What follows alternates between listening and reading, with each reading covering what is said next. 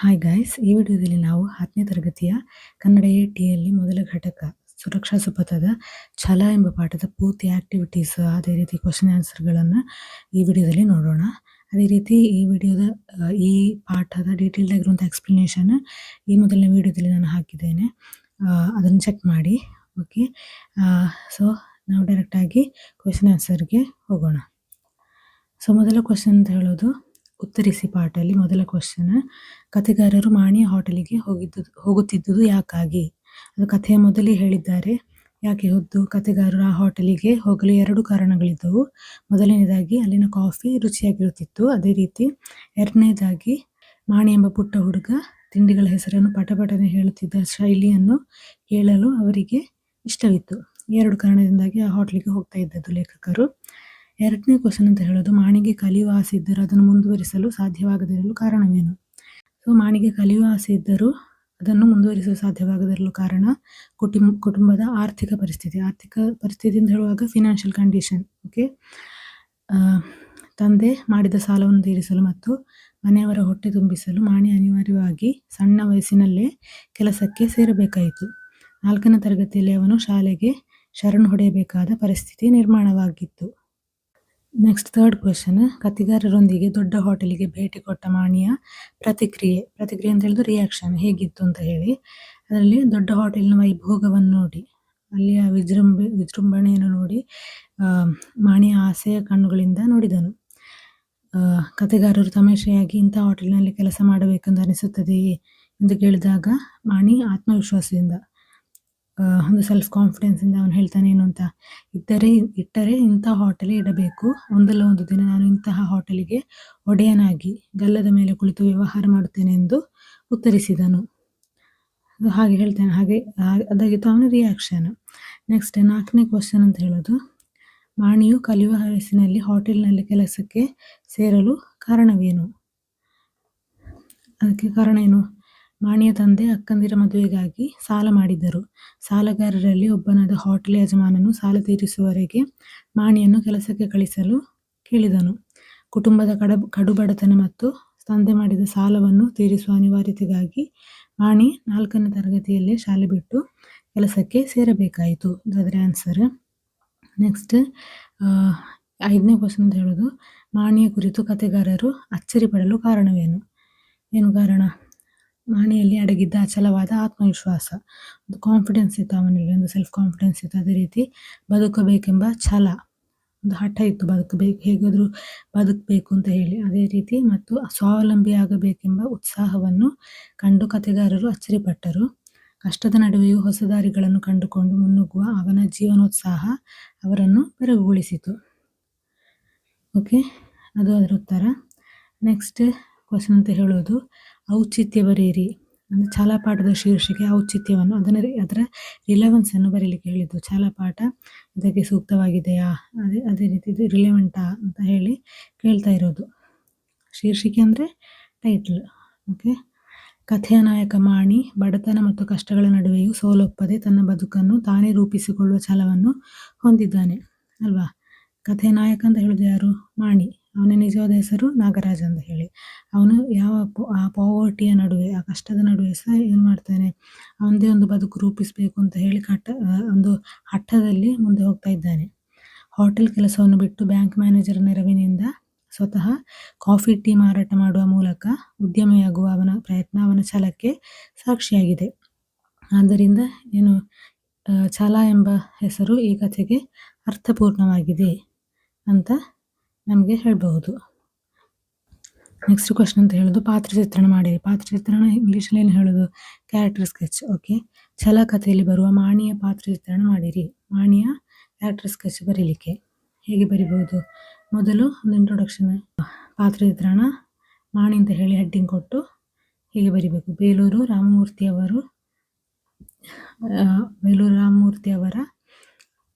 ಛಲ ಕಥೆಯಲ್ಲಿ ಬರುವ ನಾಯಕ ಮಾಣಿ ಅಥವಾ ಅವನ ಹೆಸರು ನಾಗರಾಜ ಅಂತ ಹೇಳಿ ಚಿಕ್ಕ ವಯಸ್ಸಿನಲ್ಲಿಯೇ ಬದುಕಿನ ಕಟು ಸತ್ಯಗಳನ್ನು ಎದುರಿಸಿ ತನ್ನ ಛಲದ ಮೂಲಕ, ತನ್ನ ಹಠದ ಮೂಲಕ ಯಶಸ್ಸಿನ ಹಾದಿ ಹಿಡಿದ ಸ್ಫೂರ್ತಿದಾಯಕ ಪಾತ್ರ.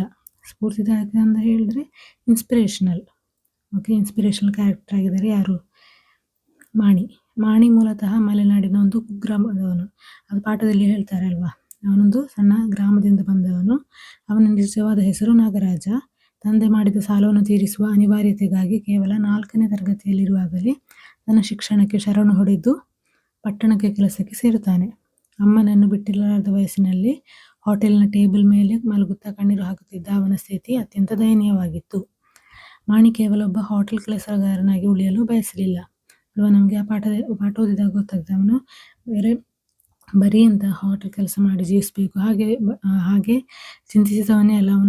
ಅವನೇನು ಹೇಳ್ತಾನೆ, ದೊಡ್ಡ ಹೋಟ್ಲಿಗೆ ಕರೆದುಕೊಂಡು ಹೋದಾಗ ಅಲ್ಲಿನ ವೈಭೋಗ ಕಂಡು ಬೆರಗಾಗುವ ಅವನು ಒಂದಲ್ಲ ಒಂದು ದಿನ ನಾನು ಇಂಥದ್ದೇ ಹೋಟೆಲಿಗೆ ಮಾಲೀಕನಾಗಿ ಗಲ್ಲದ ಮೇಲೆ ಕುಳಿತು ವ್ಯವಹಾರ ಮಾಡ್ತೇನೆ ಎಂದು ಹೆಮ್ಮೆಯಿಂದ ಹೇಳ್ತಾನೆ. ಇದು ಅವನಲ್ಲಿರುವ ದೊಡ್ಡ ಕನಸು ಮತ್ತು ಅದನ್ನು ನನಸು ಮಾಡಬಲ್ಲೆ ಎನ್ನುವ ಆತ್ಮವಿಶ್ವಾಸವನ್ನು ತೋರಿಸ್ತದೆ.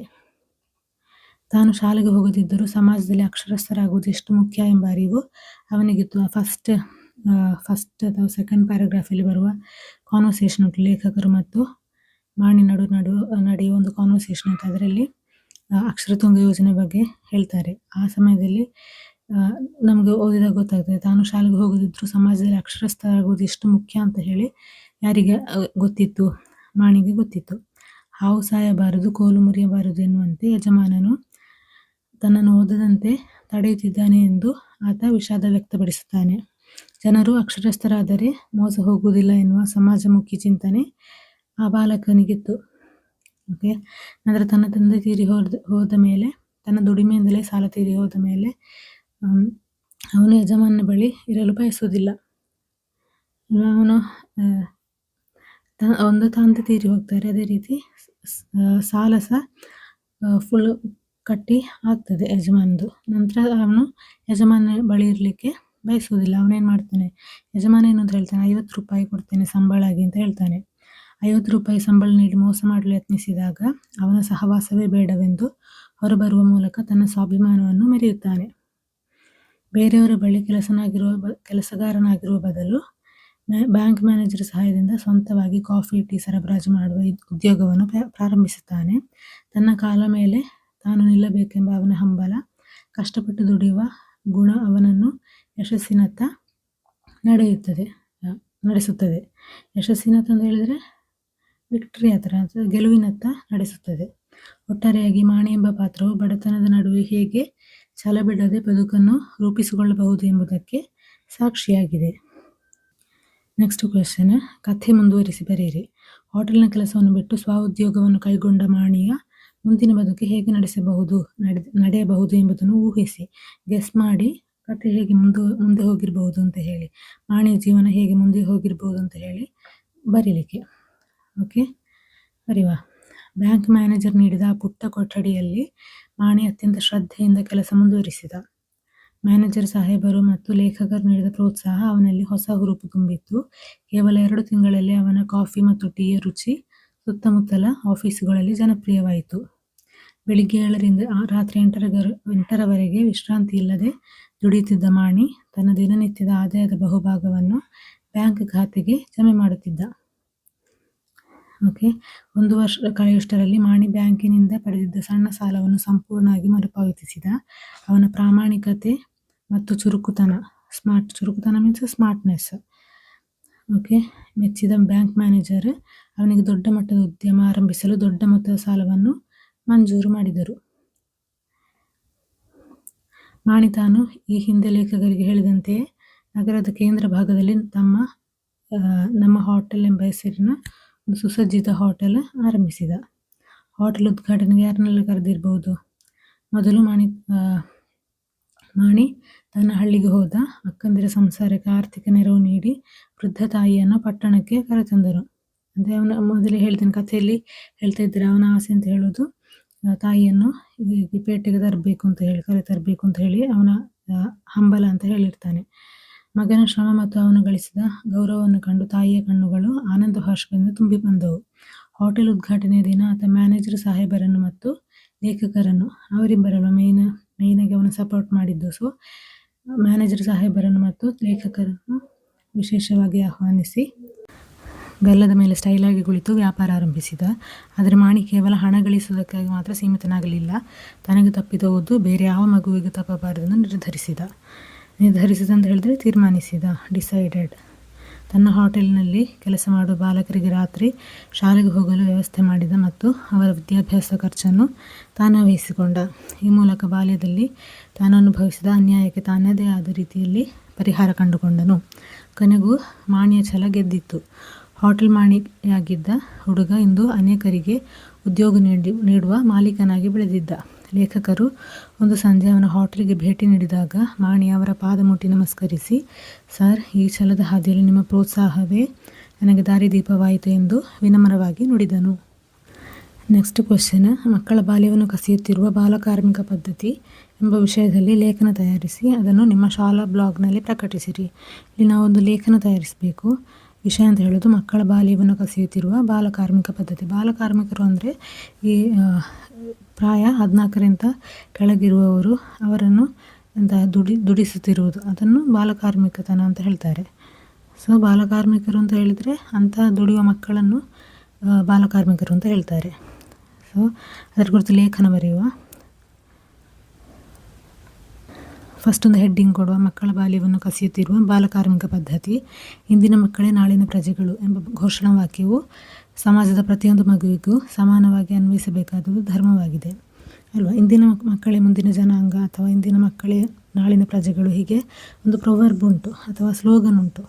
ಸೊ ಅದು ಈ ಸಮಾಜದ, ಈ ಸೊಸೈಟಿಯಲ್ಲಿರುವ ಎಲ್ಲ ಮಗುವಿಗೂ ಅಪ್ಲಿಕೇಬಲ್ ಆಗಬೇಕು ಅಂತ. ಆದರೆ ನಮ್ಮ ಸಮಾಜದಲ್ಲಿ ಅನೇಕ ಮಕ್ಕಳು ಆಟವಾಡುತ್ತಾ, ಶಾಲೆಗೆ ಹೋಗುತ್ತಾ, ನಲಿಯಬೇಕಾದ ಎಳೆಯ ವಯಸ್ಸಿನಲ್ಲಿಯೇ ಬದುಕಿನ ಭಾರವನ್ನು ಹೊತ್ತು ಹೋಟೆಲ್ಗಳಲ್ಲಿ, ಕಾರ್ಖಾನೆಗಳಲ್ಲಿ ಅಥವಾ ಗ್ಯಾರೇಜ್ಗಳಲ್ಲಿ ದುಡಿಯುತ್ತಿರುವುದು ಒಂದು ಕಹಿಯಾದ ಸತ್ಯವಾಗಿದೆ. ಯಾರಂತೆ? ಈ ಪಾಠದಲ್ಲಿ ಕೊಟ್ಟಿರುವ ಮಾಣಿಯ ಹಾಗೆ. ಬೇಲೂರು ರಾಮಮೂರ್ತಿ ಅವರ ಛಲ ಕಥೆಯಲ್ಲಿ ಬರುವ ಮಾಣಿಯ ಪಾತ್ರವು ಇಂತಹ ಕಮರ್ತಿರುವ ಬಾಲ್ಯಕ್ಕೆ ಒಂದು ಜೀವಂತ ನಿದರ್ಶನವಾಗಿದೆ. ಈ ಪದ್ಧತಿಯು ಕೇವಲ ಒಂದು ಮಗುವಿನ ಶಿಕ್ಷಣವನ್ನು ಕಸಿಯುವುದು ಮಾತ್ರವಲ್ಲದೆ ದೇಶದ ಭವಿಷ್ಯದ ಆಸ್ತಿಯನ್ನೇ ನಾಶ ಮಾಡುತ್ತಿದೆ. ಬಾಲಕಾರ್ಮಿಕ ಪದ್ಧತಿಗೆ ಮೂಲಭೂತ ಕಾರಣವೆಂದರೆ ಅದು ಬಡತನ ಮತ್ತು ಕೌಟುಂಬಿಕ ಜವಾಬ್ದಾರಿಗಳು. ಅನೇಕ ಪೋಷಕರು ಅಂತ ಹೇಳಿದರೆ ಪೇರೆಂಟ್ಸ್, ಗಾರ್ಡಿಯನ್ಸ್, ಅವರು ಪೋಷಕರಿಗೆ ಶಿಕ್ಷಣದ ಮಹತ್ವ ತಿಳಿದಿರುವುದು ಅಥವಾ ತಕ್ಷಣದ ಹಣದ ಅವಶ್ಯಕತೆಗೆ ಇರುವುದು ಮಕ್ಕಳನ್ನು ದುಡಿಮೆಗೆ ತಳ್ಳುತ್ತದೆ. ಅಲ್ಲದೆ ಹೋಟೆಲ್ ಮಾಲೀಕರಂಥವರು ಅಲ್ಪ ಸಂಬಳಕ್ಕೆ ದೀರ್ಘಕಾಲ ದುಡಿಯುವ ಮಕ್ಕಳನ್ನು ತಮ್ಮ ಲಾಭಕ್ಕಾಗಿ ಬಳಸಿಕೊಳ್ಳುತ್ತಾರೆ. ಇದು ಮಕ್ಕಳ ಹಕ್ಕುಗಳ ಘೋರ ಉಲ್ಲಂಘನೆಯಾಗಿದೆ. ಇಲ್ಲಿ ಹೇಳಿದ್ರು ಮಕ್ಕಳ ಹಕ್ಕು ಅಂತ ಹೇಳಿದರೆ ರೈಟ್ಸ್, ಉಲ್ಲಂಘನೆ ಅಂತ ಹೇಳಿದರೆ ವೈಲೇಷನ್ ಆಫ್ ಚಿಲ್ಡ್ರನ್ಸ್ ರೈಟ್ಸ್. ಇಂತಹ ಜೀವನವು ಮಗುವಿನ ದೈಹಿಕ ಬೆಳವಣಿಗೆಯನ್ನು ಕುಂಠಿತಗೊಳಿಸುವುದಲ್ಲದೆ ಅವರಲ್ಲಿ ಮಾನಸಿಕ ಒತ್ತಡವನ್ನು ಅಂದರೆ ಮೆಂಟಲ್ ಪ್ರೆಷರ್ ಸಹ ಉಂಟಾಗ್ತದೆ. ಶಿಕ್ಷಣದಿಂದ ವಂಚಿತರಾದ ಇಂತಹ ಮಕ್ಕಳು ಮುಂದೆ ಉತ್ತಮ ನಾಗರಿಕರಾಗಿ ಬೆಳೆಯಲು ಸಾಧ್ಯವಾಗುವುದಿಲ್ಲ.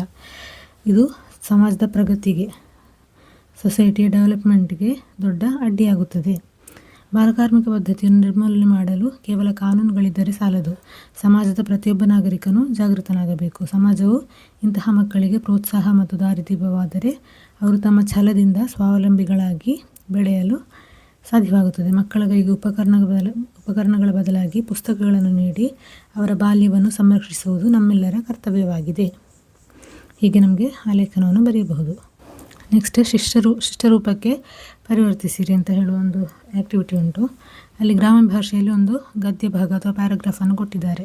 ಅದನ್ನು ನಾವೇನು ಮಾಡಬೇಕು? ಶಿಷ್ಟರೂಪಕ್ಕೆ ಕನ್ವರ್ಟ್ ಮಾಡಬೇಕು. ಶಿಷ್ಟರೂಪ ಅಂತ ಹೇಳಿದರೆ ನಾರ್ಮಲ್ ಆಗಿರುವಂತಹ ಕನ್ನಡ ಅಥವಾ ಸಾಮಾನ್ಯ ಜನರಿಗೆ ತಿಳಿಯುವಂತಹ ಕನ್ನಡ, ಎಲ್ಲರೂ ಬಳಸುವಂತಹ ಕನ್ನಡವನ್ನು ಶಿಷ್ಟರೂಪ ಅಂತ ಹೇಳ್ತಾರೆ. ಸೊ ಇಲ್ಲಿ ನಮ್ಮನೆಗೆ ಬೇರೆ ಕೆಲಸದವಳನ್ನು ನೋಡಬೇಕಲ್ಲ ಅಂತ ಹೇಳಿ ಒಂದು ಪ್ಯಾರಾಗ್ರಾಫ್ ಸ್ಟಾರ್ಟ್ ಆಗಿ ಉಂಟು, ಅದನ್ನು ಕೊಟ್ಟಿದ್ದಾರೆ. ಸೊ ಅದನ್ನು ನಾವು ಶಿಷ್ಟರೂಪಕ್ಕೆ ಕನ್ವರ್ಟ್ ಮಾಡುವ. ನಮ್ಮ ಮನೆಗೆ ಬೇರೆ ಕೆಲಸದವಳನ್ನು ಹುಡುಕಬೇಕು. ಏಕೆ ತಿಮ್ಮಕ್ಕ ಬರುವುದಿಲ್ಲವೇ ಎಂದು ಕೇಳಿದೆ. ಅವಳಿಗೆ ಗಂಡನ ಆಫೀಸಿನಲ್ಲಿ ಪಿಯೋನ್ ಕೆಲಸ ಸಿಕ್ಕಿದೆಯಂತೆ. ಇನ್ನು ಮುಂದೆ ಯಾರ ಮನೆಯ ಕೆಲಸವನ್ನು ಮಾಡುವುದಿಲ್ಲ ಎಂದು ಹೇಳಿದಳು. ಅವಳು ಪ್ರೈವೇಟಾಗಿ SSLC ಪರೀಕ್ಷೆ ಬರೆದಿದ್ದಳಲ್ಲವೇ, ಅದರಲ್ಲಿ ಪಾಸಾಗಿದ್ದಾಳೆ. ಬೇರೆಯವರ ಮನೆ ಕೆಲಸ ಮಾಡುವುದು ನನ್ನವರೆಗೆ ಸಾಕು. ನನ್ನ ಮಕ್ಕಳು ಅದನ್ನು ಮುಂದುವರಿಸಿಕೊಂಡು ಹೋಗುವುದು ಬೇಡ ಎಂದಳು. ಸೊ ಹೀಗೆ ಬರಿಬಹುದು. ಇದಿಷ್ಟು ಈ ಪಾಠದ ಆ್ಯಕ್ಟಿವಿಟೀಸ್. ಸೊ ನಿಮಗೆ ಈ ವಿಡಿಯೋ ಇಷ್ಟ ಆಗಿದ್ದರೆ ಅಥವಾ ಯೂಸ್ಫುಲ್ ಆಗಿದ್ದರೆ ಸಬ್ಸ್ಕ್ರೈಬ್ ಮಾಡಿ. ಅದೇ ರೀತಿ ಲೈಕ್, ಶೇರ್, ಕಮೆಂಟ್ ಮಾಡಿ. ನಿಮ್ಮ ಫ್ರೆಂಡ್ಸ್ಗೆಲ್ಲ ಶೇರ್ ಮಾಡಿ. Okay, thank you.